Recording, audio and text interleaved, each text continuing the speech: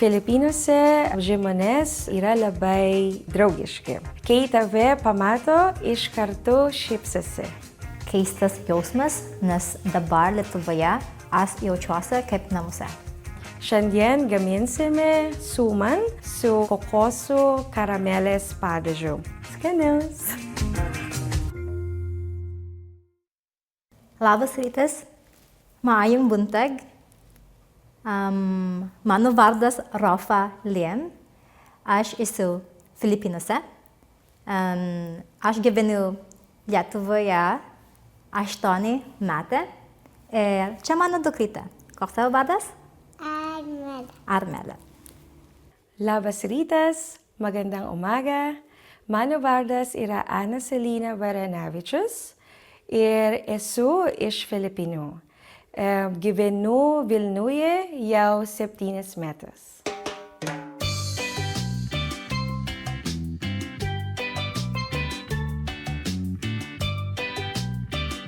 Filipinus sudaro daugiau nei 7000 salų. Jos yra Ramiojo vandenyno vakaruose. Filipinai vienintelė pietryčių Azijos valstybė neturinti sausumos sienų, tačiau jos krantų linija siekia daugiau kaip 36 000 km, panašiai kaip Jungtinių valstijų. Balto cukraus smėlis ir smaragdinis vanduo – toks dažnas filipinietiškų paplūdimių apibūdinimas. El Nido paplūdimys jau daug metų iš eilės patenka į geriausių pasaulio paplūdimių sąrašus. Filipinuose džipniai yra tikra legenda ir nacionalinis simbolis – vienybės, kūrybingumo ir pasididžiavimo. Nenaudojami Jungtinių valstijų kariniai džipai po Antrojo pasaulinio karo virto nacionalinė transporto priemonė, galinčia važiuoti ten, kur nėra kelių. Kiekvienas džipnis – meno kūrinys atspindinti savininko asmenybę ir kūrybiškumą. Ant džipnių šonų gali būti religinės temos, televizijos ir filmų veikėjai, peizažai, žodžių menas ar šeimos nariai. Filipinai yra didžiausia kokosų augintoja pasaulyje, taip pat didžiausia egzotinių vaisių eksportuotoja. Filipinuose pusryčiams, pietums ir vakarieniai ruošiami patiekalai iš ryžių. Tradicinis pusryčių patiekalas suman, vienas iš filipiniečių tradicinių patiekalų, kuris nepaveiktas ispanų kultūros. Tai lipnūs ryžiai, kurie garinami bambuko viduje, o patiekiami su cukrumi ir kokoso drožlėmis. Skanaus!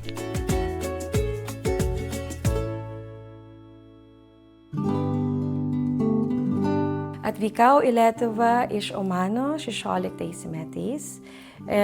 Gyvenau Omane beveik 9 metus. Susipažinau su savo vyru ir susituokėm Seišeluose. Mes nusprendėme gyventi Vilniuje, kad sukurtume šeimą. Dabar turime 2 dukras, 6 ir 3 metukų. Aš prisimenu daug aukštų ir gražių žmonių aplink mane. Daug turėjo mėlynas akis ir šviesius plaukus, bet žmonės retai šypsosi. Dabar geriau suprantu lietuvių kultūrą, pripratau prie to. Filipinuose žmonės yra labai draugiški. Kai tave pamato, iš karto šypsosi. Mes pasisveikiname darydami taip arba su antakiais.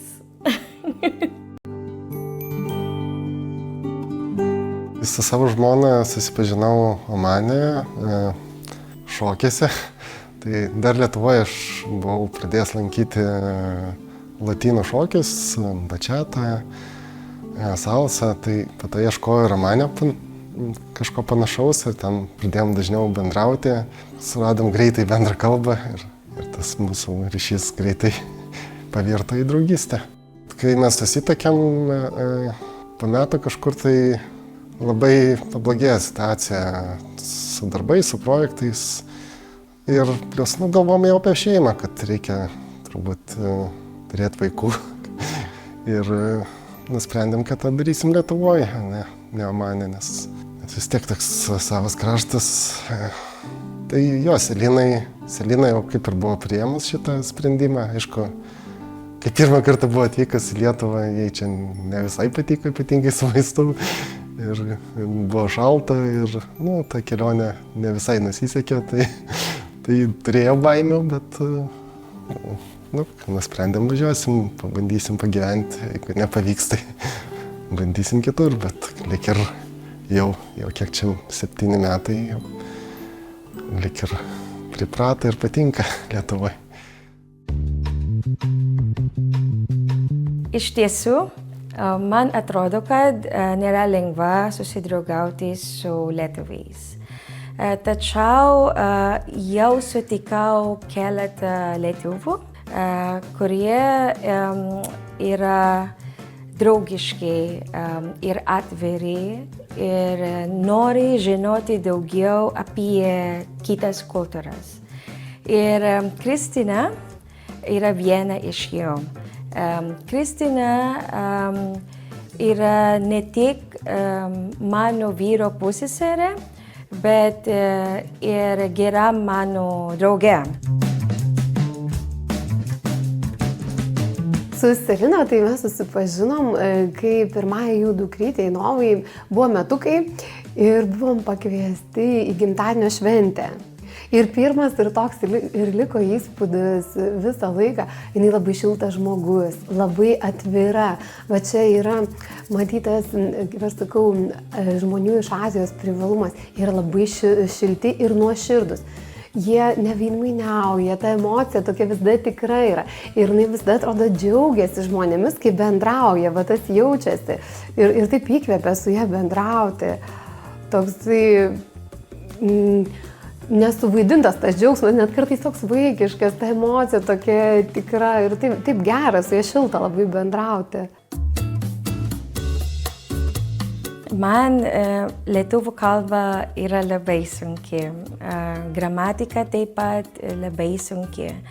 Bet aš suprantu ir žinau, kad man labai reikia studijuoti ar kalbėti lietuvių kalbą, ypač jau turiu verslą. Kartais man reikia kalbėti ar šnekėti su klientais apie savo produktus. Lietuvių kalbos pradėjau mokytis parduotuvėje. Aš eidavau į parduotuvę pirkti maisto. Ir darau nuotraukas su telefonu įvairių produktus. Ir tai man padėjo mokytis lietuvių žodžių, pavyzdžiui, kauliena yra pork, jautiena yra beef, vandens yra water, arba šviestas yra butter. Pradžiai, kai atvykome į Lietuvą, tai Selina gal pradžiai nelabai norėjo mokytis tos lietuvių kalbos, nelabai reikėjo ir aš nespaudžiau, bet su laiku turbūt tas poreikis po truputį atėjo, nes kai pasirodė, ne visi žmonės kalba angliškai čia, kai susidurdavo vis, tai čia trūksta tas lietuvių kalbos, tai ten trūksta lietuvių kalbos. Tai po truputį mokėsi parduotuvėj kažkokių žodžių, po to buvo ir mokytoja pasisamdžius, tai pasimokė lietuvių kalbos su juo. O dabar jau aš manau, po truputį jau natūraliai jau kažkiek tai moka ir ta kalba vis turtingėja, reikia dažniau šnekėti. Girdi, ką mes čia pastoviai šnekam su mama, su sesė, su draugais ir jau supranta jau. Aš esu namų šeimininkė, bet turiu taip pat namų verslą. Gaminu ir parduodu filipinietiškus maistus, užkandžius, desertus, tortus, keksiukus, sausainiukus ir taip toliau. Mano misija yra supažindinti lietuvių maistus arba skonius Lietuvoje. Aš labai tikiu, kad filipiniečių virtuvė yra labai skanius, labai ypatingus ir world class. Tikiuosi, kad ateityje turėti savo restoraną arba kavinę, kad galėčiau parduoti daugiau įvairios filipinietiškos maistus, kad reprezentuoja mūsų šalies kultūrą ir skonį. Žinote, aš niekada nebijau, kad Selina pradės savo verslą ir aš net skatinau ją. Nes žinokite, pati pirma pažintis, kai mes susipažinom vaikų gimtadienį, žinokite, mums buvo toks įspūdis, jinai tiek prigamino patiekalų, būtent ir filipinietiškų. Ir čia yra truputį kitaip, nes, pavyzdžiui, lietuvių tie desertai, jie yra tokie minimalistiniai, labiau tokie blankesnių spalvų, o jinai viską ryškiai ir daug spalvų ir tas tokia iš karto suteikia šventinę nuotaiką, džiugę. Aš labai džiaugiuosi, kad jinai pradėjo savo veiklą ir tikiuosi ir linkiu jai atidaryti savo kavinę, restoraną, ką jinai ateityje galbūt galvoja daryti. Ryžiai yra kaip religija Filipinuose. Paprastai per pusryčius mes valgome ryžius su mėsos arba žuvimi ir kiaušiniais. Bet kartais saldžius lipnų ryžius arba garintus ryžių pyragaičius. Turime labai daug bandelių, duonelių ir pan de sal. Pan de sal yra minkšta bandelė su duonos trupiniais. Šiandien gaminsime suman su kokosų karamelės padažu. Suman yra garintas ryžių pyragaičių, pagamintas iš lipnų ryžių, kokosų pieno ir cukraus. Šitas patiekalas yra be glitimo, be laktozės ir tinka veganams. Pradėsime gaminti suman. Mums reikės lipnų ryžių, kokosų pienos, kokosų gėrimos, cukraus, druskos ir bananų lapų. Visų pirma, sumaišome kokosų pieno, kokosų gėrimo, cukraus ir drusko. Okay, and the sugar. Okay, cukraus. Dabar virsime ant lėtos ugnies, kol pradės garuoti. Įdedame lipnų ryžių į puodą ir maišome.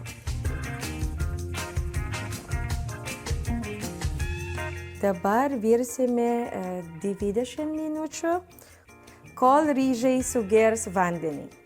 Matote, kaip puodą, like this. And then, dabar palauksime 10-15 minučių, kol atvės. Kol ryžiai vės, pagaminsime kokosų karamelė padažu. Mums reikės kokosų pienos, muskovado cukrus ir vanilės. Keptuvėje sumaišysiu muskovado cukraus, kokosų pieno ir vanilės. Virsime 10-15 minučių. Maišysime, kol sutirštės.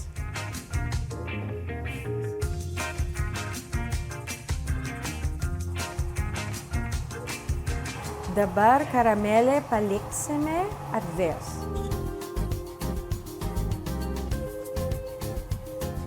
Dabar suvyniosiu lipnų ryžių į bananų lapų.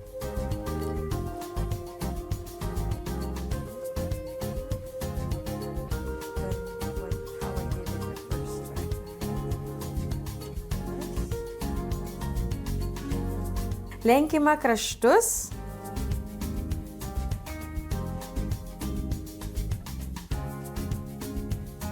Dabar garinsime 30 minučių.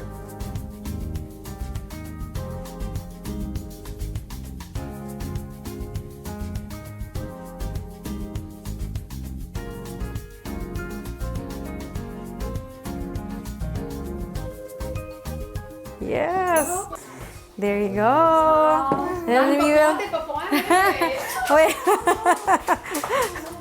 So hot still.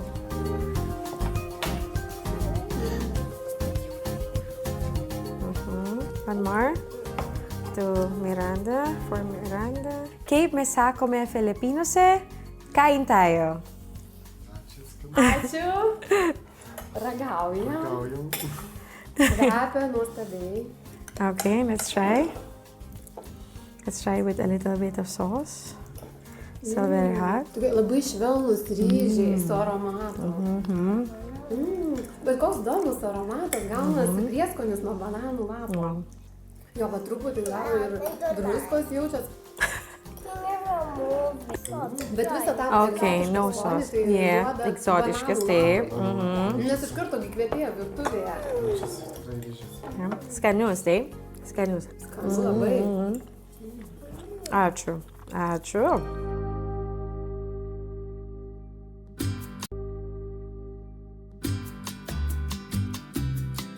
I came here in Lithuania because I fell in love with a Lithuanian man. Atvykau į Lietuvą, nes pamilau lietuvį. Deja, mes išsiskyrėme.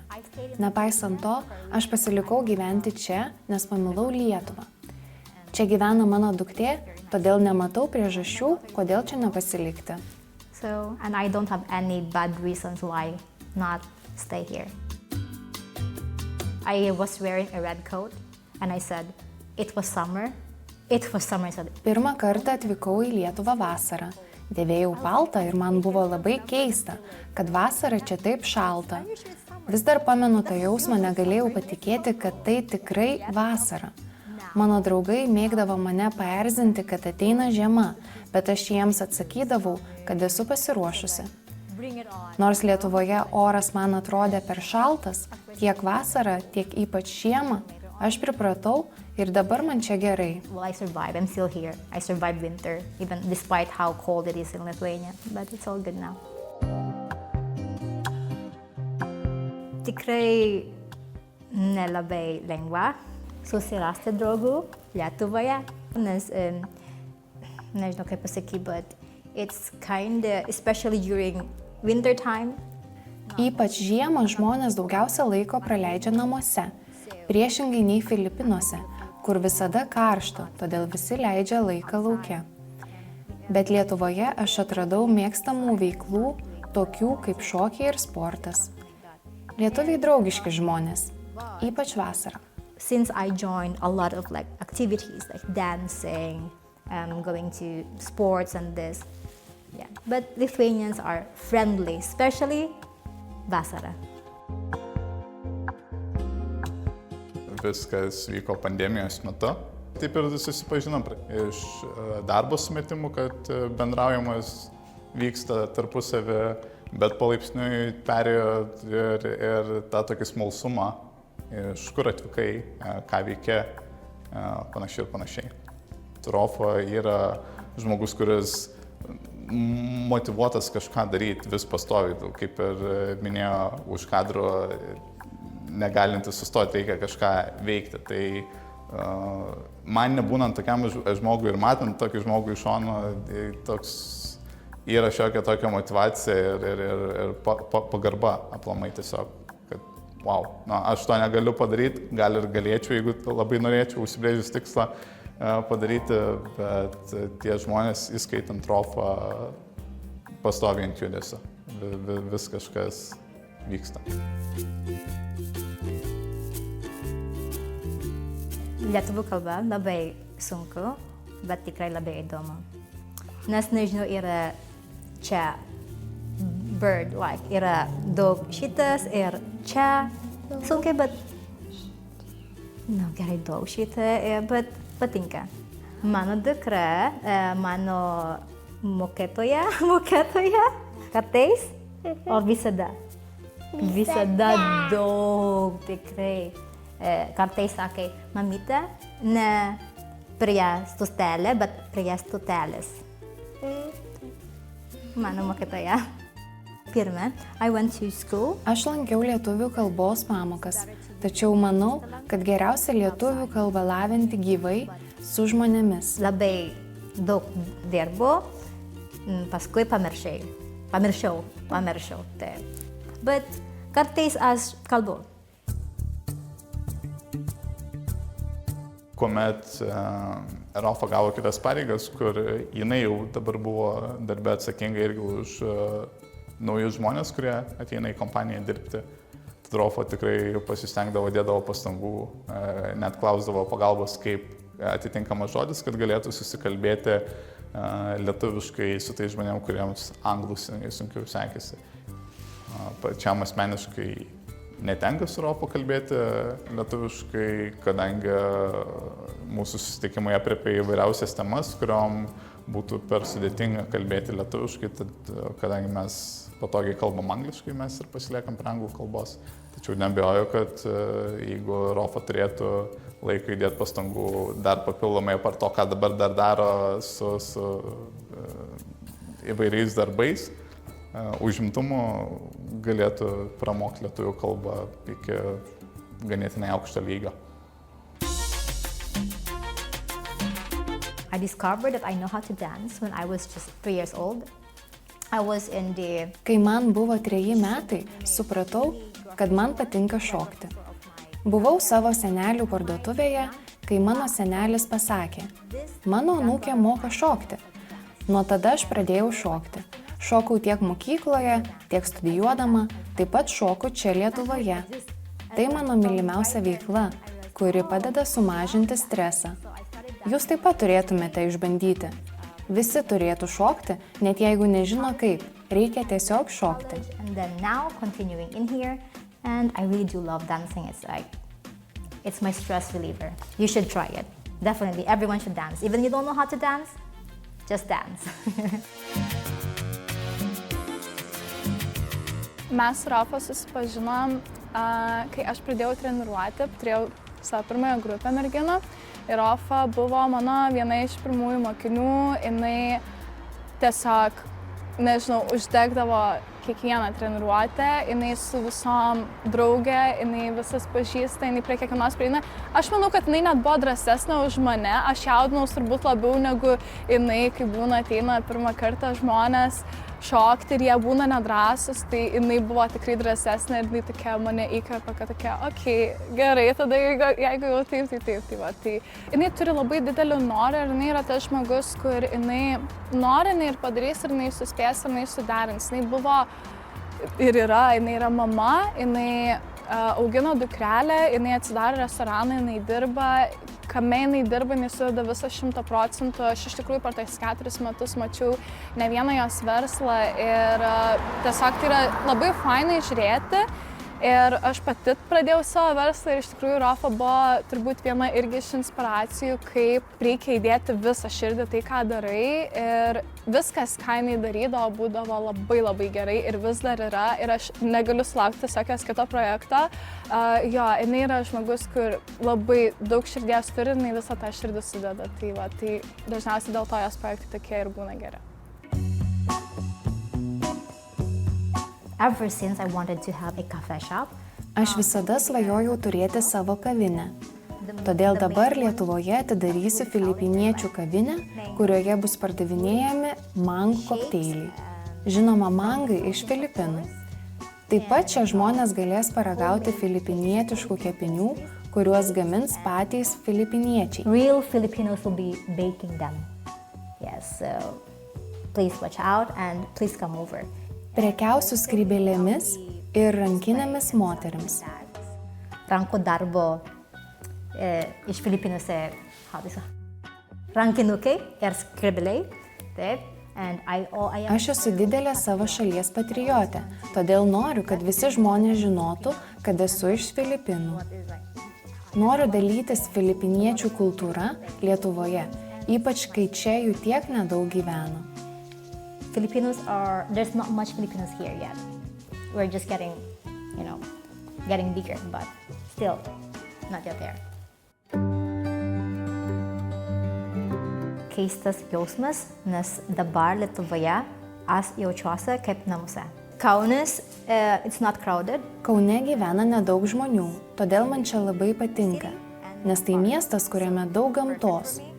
Kituose miestuose man per daug žmonių, todėl Kauną laikau savo namais. It's my home place. Visada aš noriu gyventi daug maža, labai žalia, švaru ir peaceful. Nu tikrai, čia geriausia šalia taip. Kas? Geriausias, nu gerai geriausias, taip.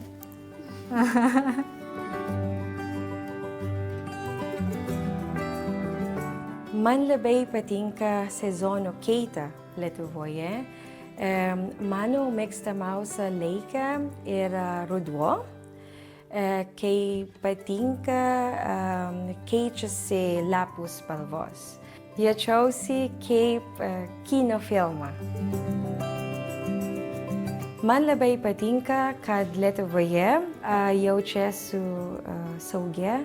Aš labai pasiilgstu Filipinų, žinoma, bet jau mano šeima ir gyvenimas yra Lietuvoje.